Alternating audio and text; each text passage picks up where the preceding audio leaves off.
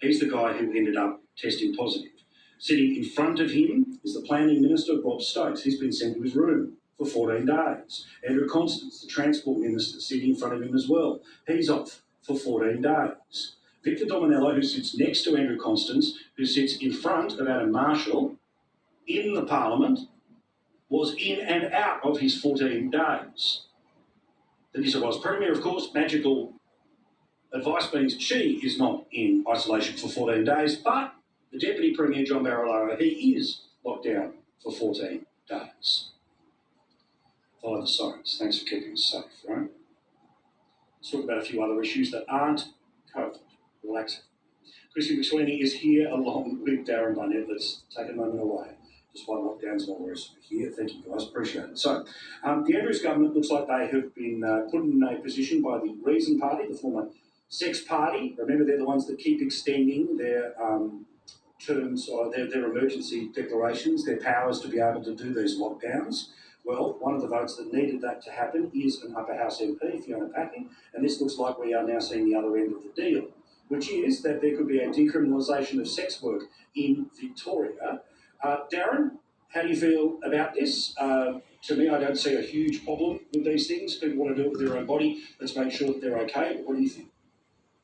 Yeah, I'm with you there, Paul. I think that putting better rules around improving safety for people involved in sex work, and let's be honest, it's mainly women who are sex workers, that's a good thing.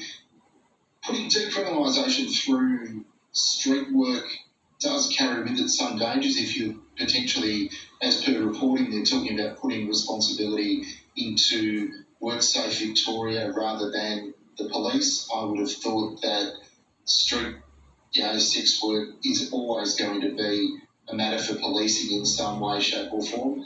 But at the moment you have some illegal operations, illegal brothels, and you also have others that are above board. It's not an illegal industry in Victoria, but having a set of rules that covers as many people as possible and brings with it as many safety precautions and safeguards as possible, I think is a good thing.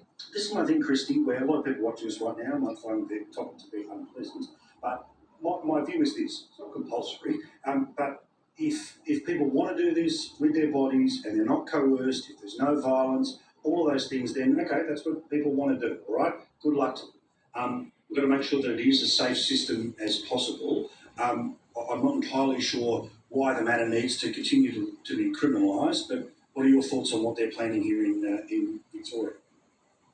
Well, this isn't about sex work overall, Paul. A lot of people have the idea that sex work in Victoria or around Australia is illegal, but in Victoria it actually is decriminalised to an extent where you can operate under a licensing scheme in a brothel, as a private sex worker in your own home or other circumstances and places of work. This is about street work and taking that power, I think, away from police. Now, we know that people who work on the streets for any reason, including sex work, is generally associated with crime. So I think we need to focus on this particular area of public policy about street workers, about their engagement with crime. And yes, of course, we need a situation where they indeed are safe, but the great majority of sex workers operating in Victoria today do so under a licensing system.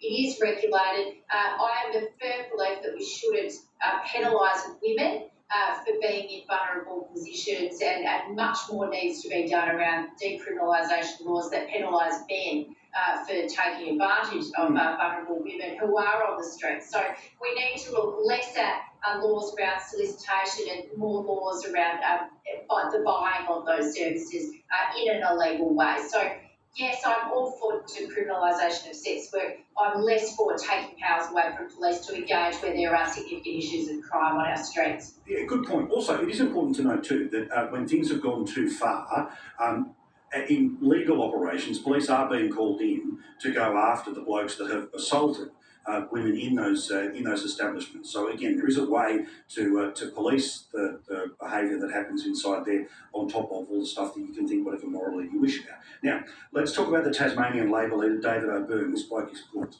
There is no way this bloke's going to come back because of two factors. One, when you